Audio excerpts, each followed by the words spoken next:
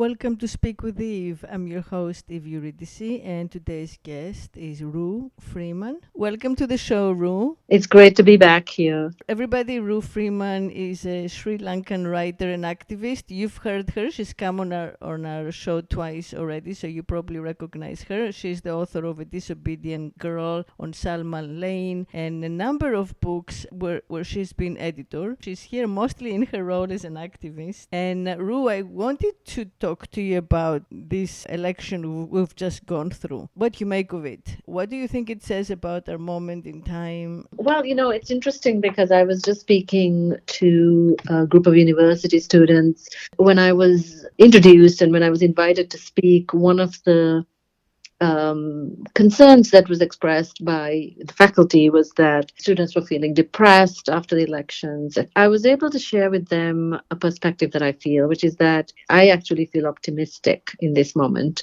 because I feel like this is an opportunity for the country to go in a different direction because there is now going to be more of a majority of people who are concerned about the direction of the country and its standing in the world. Whereas previously, I think without this kind of moment of reckoning, there were a lot of people who were quite comfortable just showing up every 4 years and voting for the Democratic Party if that was their thing, and feeling like, okay, well, phew, like we've just escaped dodged a bullet. Everything could be worse, but this is so much better than it could be. I think that this predicament that we're in was brought about because of that way of looking at things. Right now, there is this opportunity for young people in particular to step up and really transform the electoral sphere through their own activism and their own agitation for a third party, or at least 4 or 5 parties if you were in any other country, but at least in this country, one more. So that's kind of like the feeling that I have about this moment. How about you? Don't know that I'm optimistic, but I do agree that it was necessary, the way that an amputation sometimes is necessary. The Democratic Party had become unrecognizable. I don't know what it's going to be now. It kind of latched on to identity politics and thought that it could use that to completely ignore economic populism, economic needs. And that's not even talking about America in the world, the American empire constantly warmongering. If you add the fact that the Democrats have also become the party of war, it had become unsustainable for many of us to stay in the Democrat tent, and then there was nowhere to go.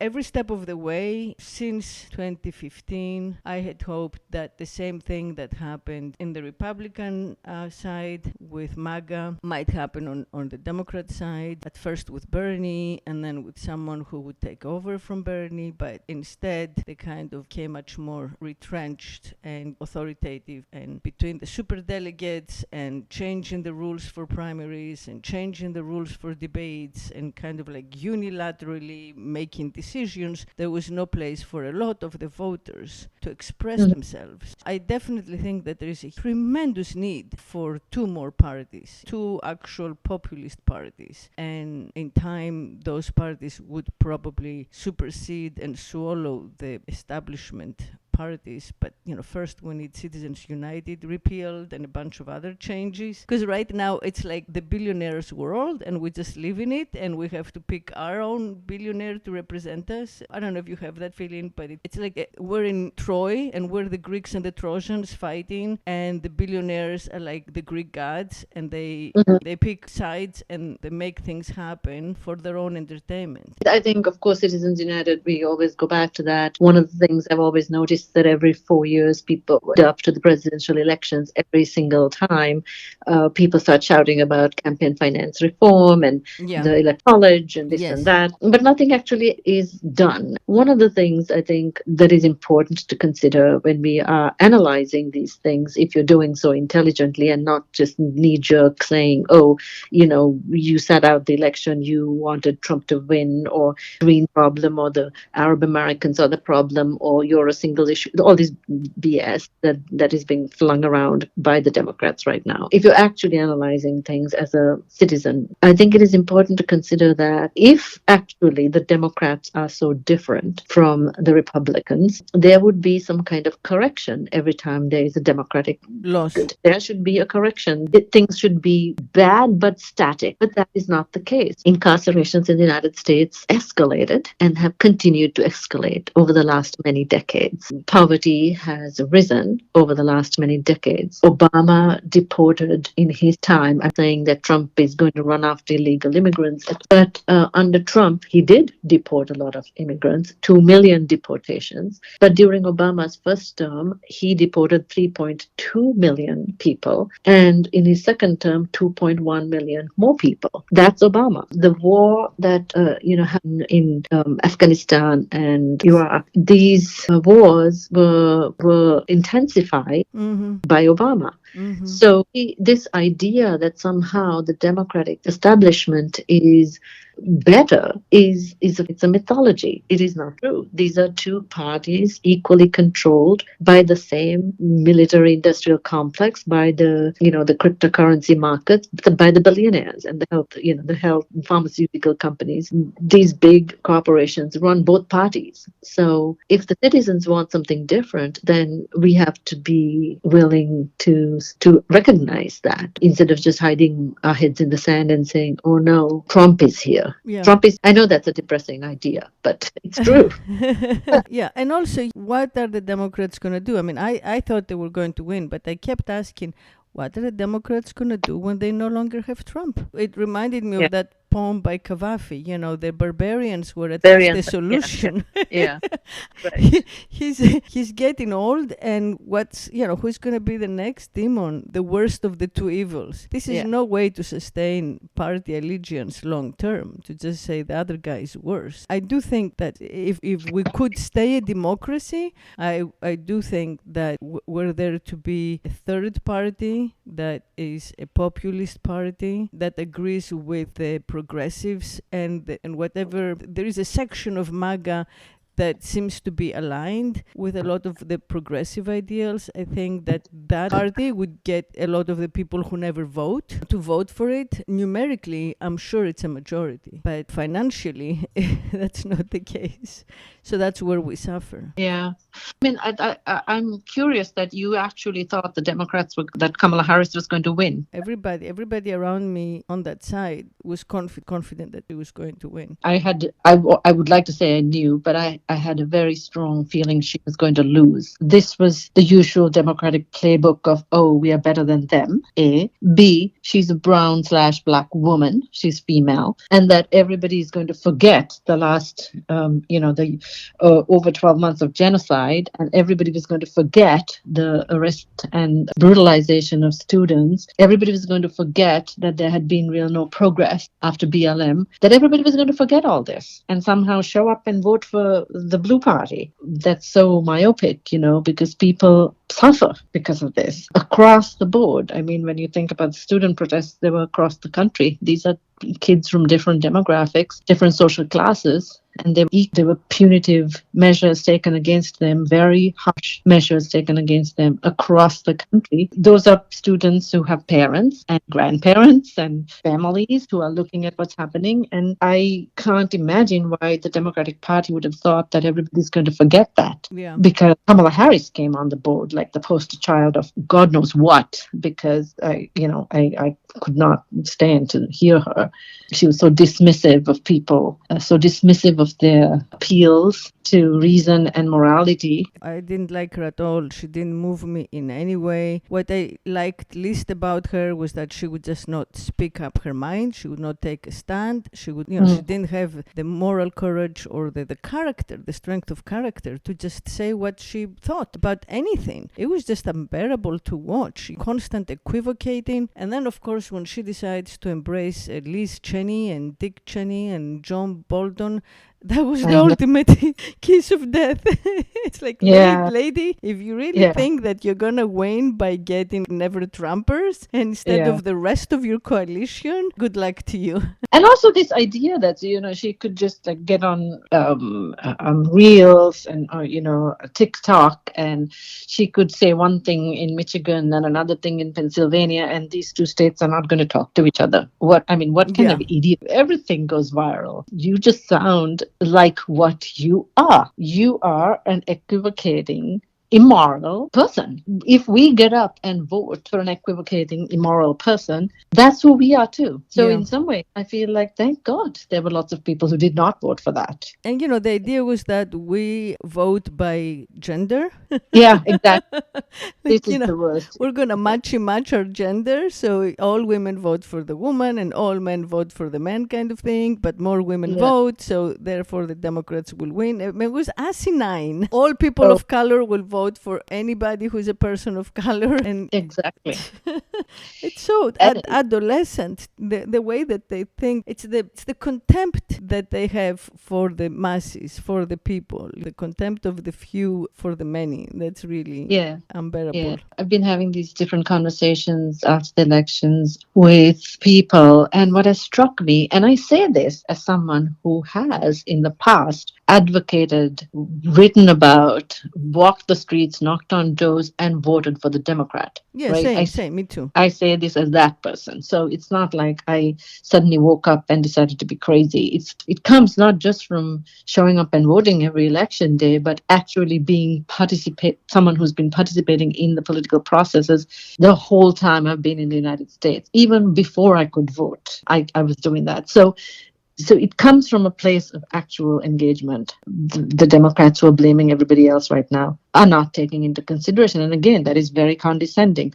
But having conversations across the board with people, what I have noticed is that many people who voted for Trump or didn't vote or whatever have a real clear understanding of some of the issues that have been, gripping the nation. Whereas when I talk to my people in my circle who are Democrats, diehard Democrats who are sort of hanging their heads saying, "Oh my God, Trump," it's a real elitist narrative. Yes. People saying things like, well, IVF or gender neutral bathrooms or this and that, things that I think are important, but they can only be as important as fundamental life and death issues that many, many people in this country face, like food security, health care access, education, shelter, safety. These are all equally valid considerations, and the Democrats in my circles never mention those things. They mention these other very,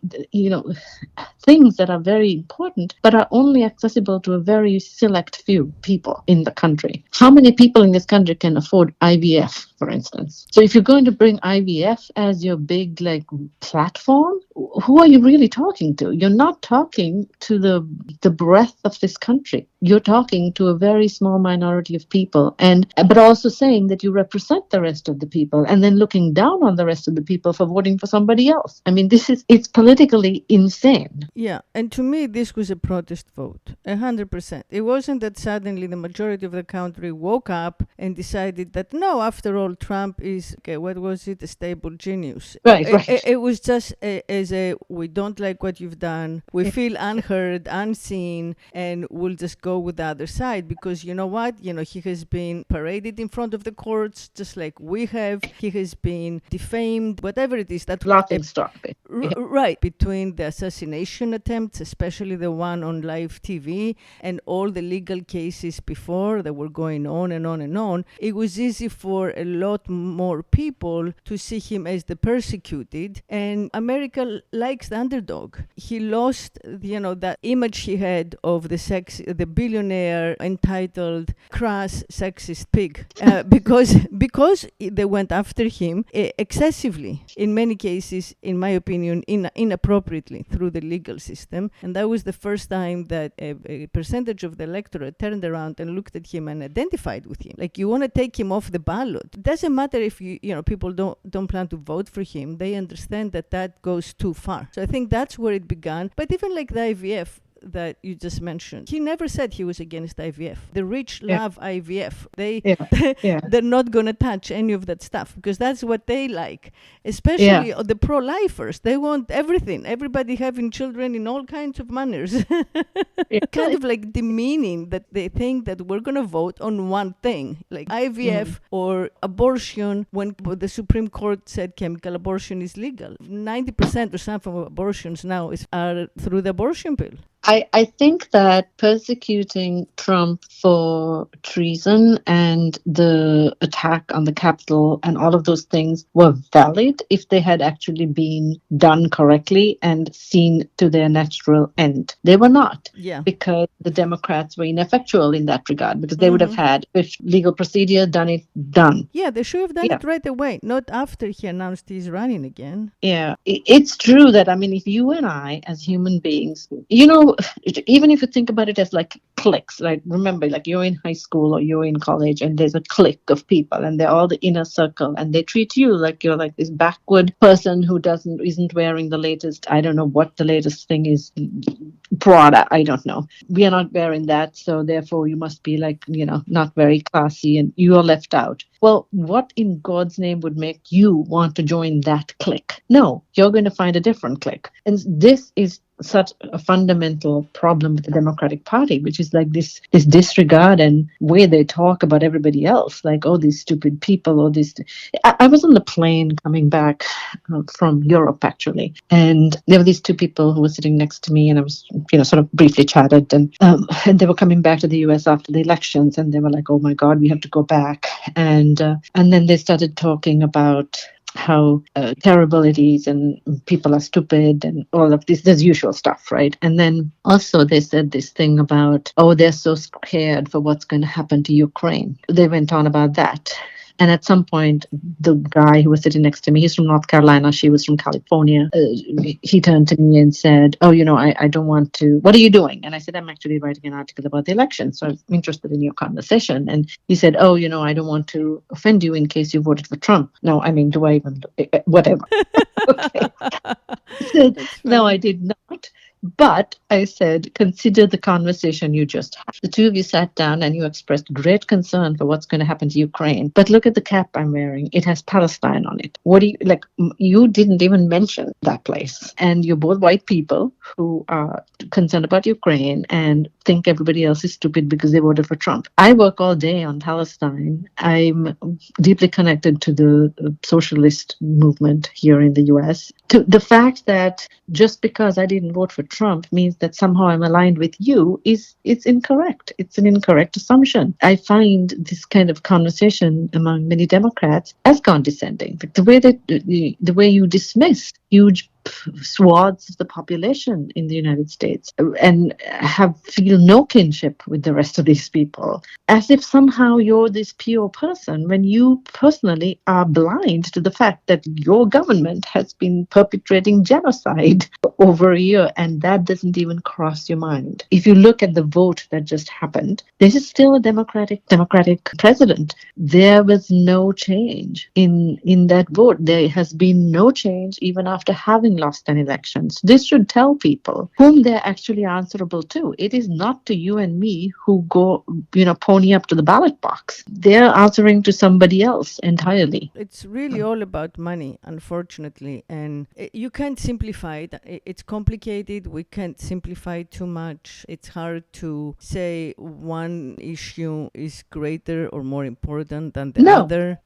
But having admitted that, I do think that the economic issue overwhelms, unfortunately, all of the identity-based issues that we're fighting for. So as women, we're fighting for reproductive rights. We support trans rights. But in the greater picture, what's happening in terms of who controls the money supply and the way that money is distributed is much more important, because in the end that's what determines all of these other issues. It's decided by those who control the economy, and that's the world we live in. More and more we're pushed away further and further from nature, the agrarian Yeah. way of life, the old Mhm. world way of life. So we're more and more dependent in the system that is money based, and our choice seems to be increasingly symbolic. That's what we're talking about. We're saying, well, Right, exactly. right. And 820 billion was spent on arms in 2023. Can you? I don't even have the figure for 2024. I mean, I could probably find it, but that is many times. Yeah, unbelievable. That's much less than what was spent in 2024. Much of it went for dropping bombs on children. So when you talk about, finances, what is actually being invested in people Mm-hmm.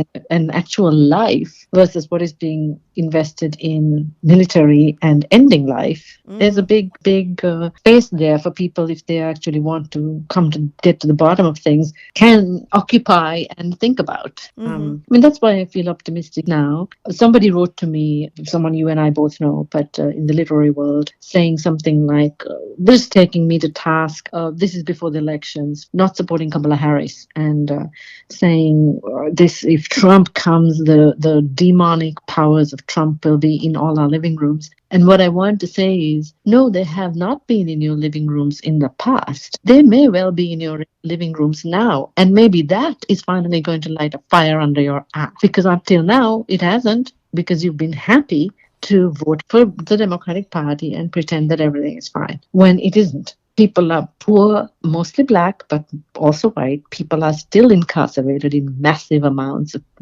numbers. There's a police brutality and the outrageous funding of the police, complete dismantling of education, and the lack of healthcare for people has been ongoing. Oh yeah, it gets Yeah, worse and worse, and the income disparity is yeah. just mind-boggling. I feel that every few months that in itself becomes bigger, and more than anything else, that income disparity in today's world means that we're not equal. We can't be equal. When one person is worth like 300 billion, and most other people are worth 30,000, if they're lucky, there is just no way that these two are equal under the law or by any measure. How can we pretend to be a democracy if it doesn't mean that we're worth the same amount of money, but somehow we have the same say in our joint society? We are supposed to join it willingly and have the same rights and the same obligations and the same laws, and that just doesn't work when there is such an extraordinary difference between our economic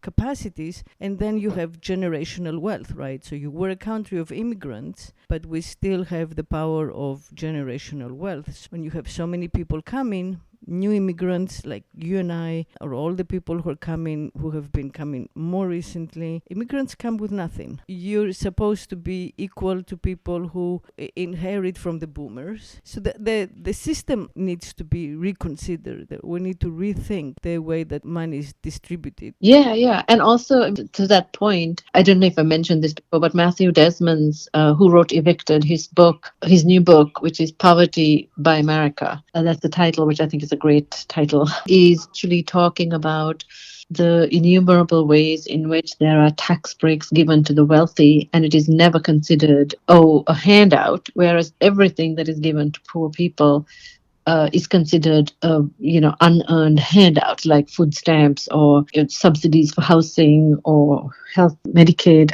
Any of these things are considered handouts. But if you think about it, he points out, like, for instance, property. You can take these deductions if you own a home on your mortgage. You can put away money tax free into 529K for your kids. These are all tax breaks, and when you add them up, they are far higher than any of the money spent on social programs, welfare programs for the poor.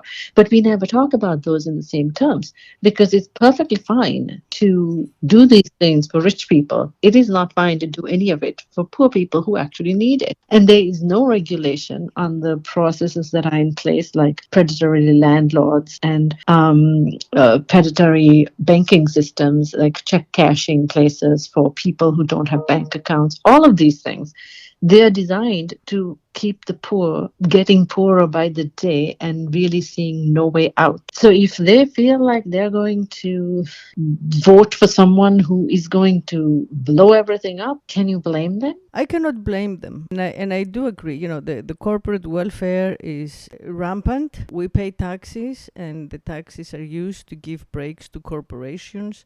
We pay taxes. The money that goes to defense has never been audited in decades. They can't figure out where all of these hundreds of billions go.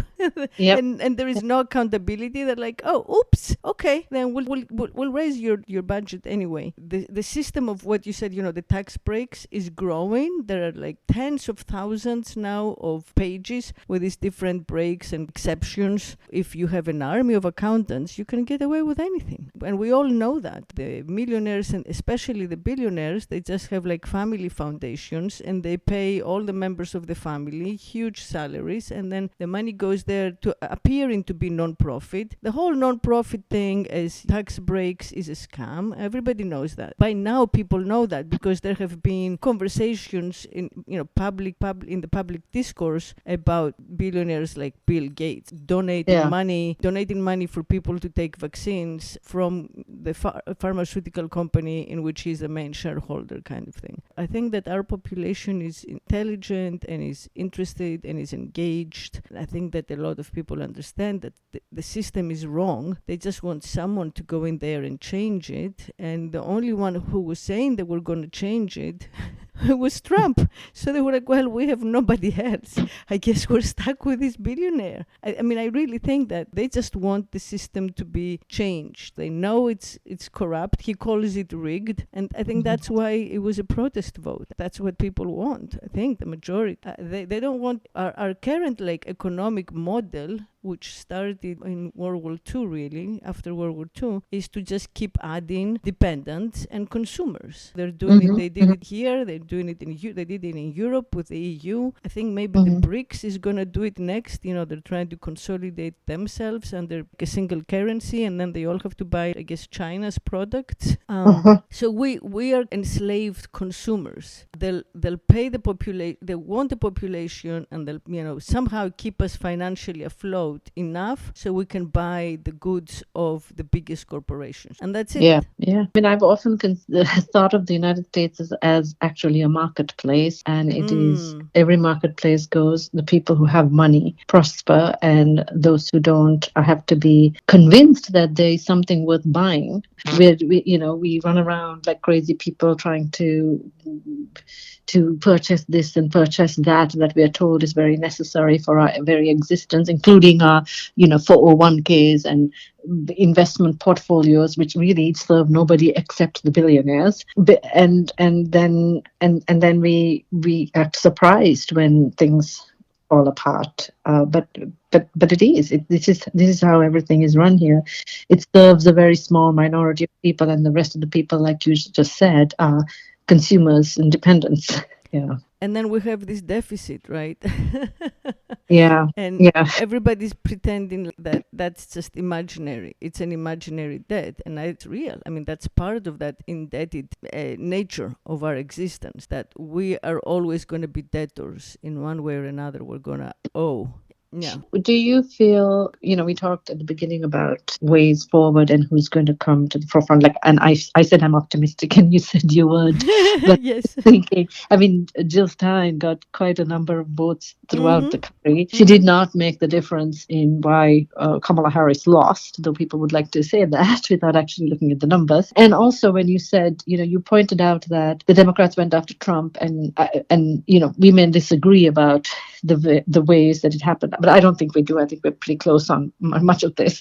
But that they went after Trump. The Democratic Party went after Jill Stein in every state. So it's like going after your opponent instead of actually presenting yourself as a viable option, which has always been the Democratic thing. But still, I feel optimistic about the possibility that people might actually come to their senses and do something different. I mean, what do you see as a potential? Do you have anybody in particular in mind that you think would galvanize an opposition? I'm very open to finding someone charismatic enough and determined enough and passionate enough. People are cowed by a lot of this, and for good reason. The playbook, I think that one of the reasons that Trump appeared briefly, he appeared as a victim, is that it was the same thing that they did to Jill Stein, the same thing that they did to Howard Dean. And Bernie. Yeah, Bernie, Bobby Kennedy. There is so much talent in that side of the aisle, and they have destroyed them really for no reason. They called Jill Stein a Russian asset too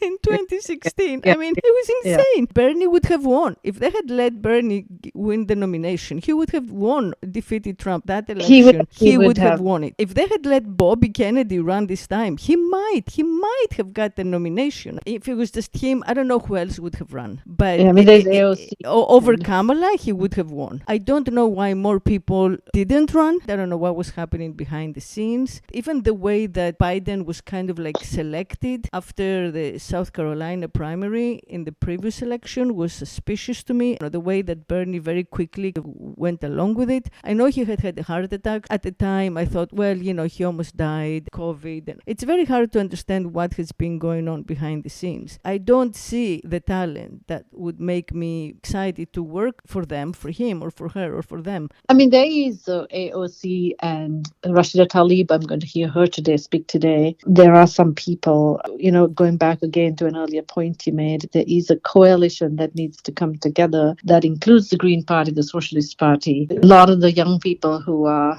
trying to find different, form different alliances. I think if they all came together as under one umbrella, that is a fighting chance. And they had someone who is charismatic to take over, representing. I would like an independent, whoever that might be, rather than from the ranks of. I mean, AOC to me is tainted. I'm no longer interested in what she says. She was such a warmonger and a disappointment on that front.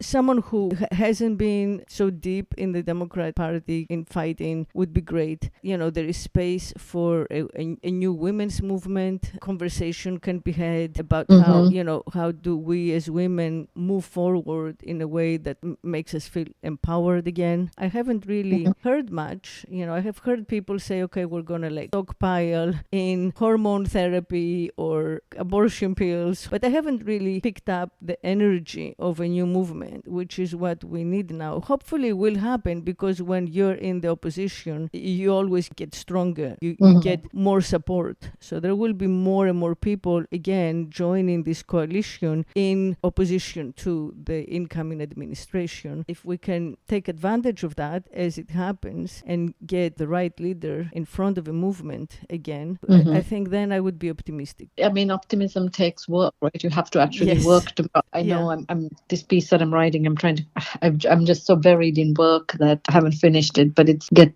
those thoughts out there, and I think it is incumbent upon anybody who is actually invested in the future of this country, which is so intricately connected to other countries, to make these opinions heard, to have those kinds of conversations, and to have conversations across your comfort zones. This is the way you start to get people to think about things differently. And I mean, like this podcast for me is another opportunity to do that, and for you as well. And you do that because you have these conversations regularly with people, get these voices put into the universe, other people's thoughts as well. So I think it's important that everybody does that and doesn't just sit around. And I was in Maine and I heard lots of people say, oh, we are in this treasured little corner where we can escape like the worst of the Trump. And I was like, wow, but you are part of the country. I mean, you don't care about, are you just going to, what are you going to do? Like a response to anything, good or bad, is you wade in as best you can and you say things and you do things and you become uncomfortable. And we listen. That would help. Yeah.